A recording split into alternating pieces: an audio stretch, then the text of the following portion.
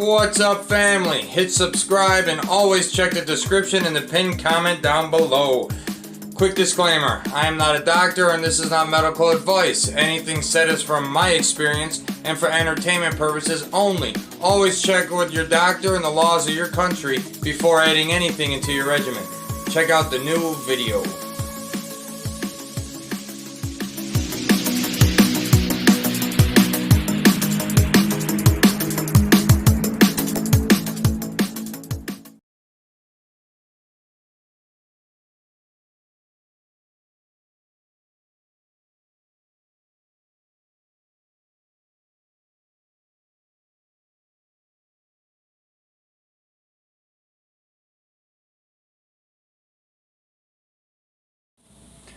Alright, week 2 vlog. So, yes, it's kicking in, I can tell. I think I'm looking alright in those pictures, especially compared to where I started from. Not exactly as in these 2 weeks, but before that as well. You know, I was a bloated balloon, and I'm starting to notice it, you know, starting to come together a little bit. But I took those last 2 this morning, and I feel like, you know, it's noticeably different. The gut is flattening out. Every day I wake up, I can notice my abs more, starting to pop through more. What else can I notice? I can notice the hardening starting, like just then, you know, just right here in the size of my arms is definitely a difference. But I can notice the hardening everywhere, you know what I mean? And that's like without needing to lift or to get a pump, you know, I can just notice the hardening. Side effects, not really anything to talk about except for the loss of appetite. I've been having to force myself to eat. Now, it's not like I can't eat, you know, some people just they can't eat if they're not hungry. But I mean, I know certain times I gotta eat, I go down and I eat. But if I wasn't conscious of that, I could go hours without eating, you know, and it wouldn't even faze me. And that's a big difference. So that's definitely, I guess we can consider that a side effect. Now, I'm not sure if that's 100% from the S23 or the peptide that I'm taking, currently about to end, the CJC 1295 with DAC. I've been taking that for about 4 weeks, but I never had that loss of appetite the way I do now until the S23 was thrown in. So I'm going to say it's the S23, which is maybe why a lot of people consider it a cutter, because, you know, if you're not starving and you're not thinking of food as much, you won't eat as much food. So I've noticed that, and quickly, yep, I'm ending the 1295 CJC with DAC. You're really only supposed to run it about 4 to 6 weeks because of the half-life. You get real desensitized quickly. And I'm starting IPAM, Ipamorelin.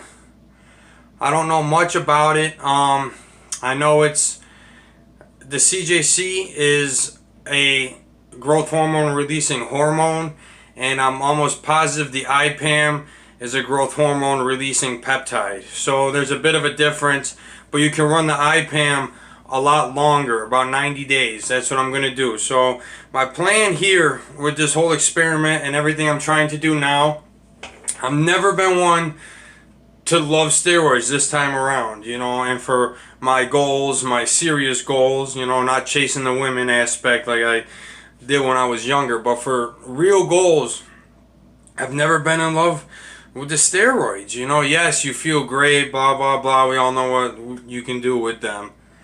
But the side effects, me being a family guy now, you know, I'm trying to take health into consideration. So this time around, this experiment, this channel, and I'm not saying I'm not going to do them. Don't get it twisted. I'm just saying what I'm trying to do now for the time being is to see what can be done with my TRT dose of test, SARMs, and peptides. You know, so what I'm going to do is run 90 days with the IPAM, come off for about 4 or 5 weeks, throw back in the CJC 1295 because a lot of people swear by that. They love that. A lot of people like the no DAC version, multiple times a day. I don't really want to do that. So what I'm doing with the IPAM is just 400 micrograms pre-bed, empty stomach. Don't eat, before or after, you don't want your insulin to, cause any issues. So empty stomach. Don't eat, for around an hour afterwards, but I'm going to go to bed right after. So, and 400 micrograms is a hefty dose, so I'm really taking it for hopefully some weight loss, muscle recovery, and overall health. I'm not taking it, like I would HGH to try and get huge, but I do want that added factor, with some muscle growth and fat loss. And overall health, mood, sleep, recovery, all that fun stuff. So, and another thing too is me doing the line of work, roofing, construction, what I'm doing now, it's not easy to make the gym. I had to do 2 workouts today. First thing in the morning when the gym opened up, and I got back, busted out a quick leg session, about an hour or 2 ago, and that's what I had to do. I can really only go on rain days and weekends now, and we didn't really have any rain days this week, so I had to make 3 trips to the gym this weekend, but I got it done. And and we'll see what happens. Yeah, I'm obviously lifting heavy weight, working hard during the week too, so let's see what can be done. As far as the S23 though, definitely kicking in. I almost maxed out on my incline press, I've hit 315 before on the incline, kind of sloppy coming up though, and I don't really count it if it's sloppy. So I know I've hit 305, but I was able to hit 295 clean, and that's, without lifting the way I was before and without eating the way I was before. So the S23 is definitely kicking in. Like I said, the hardness, the pumps in the gym, I can just see the way people are looking at me. I can, I'm not an idiot. I can see myself, the kind of pumps and the way I'm looking. So everything's going good. S23 is the real deal. I did jump up. Now, I'm not only running my TRT dose, I did jump up to around 400 milligrams a test because of how suppressive S23 is. But besides that, any other SARM that I will run will be at my TRT dose with just peptides and the SARM. So, stay tuned. Let's see what can be done. This is going to be a bit of a longer experiment, but, I'm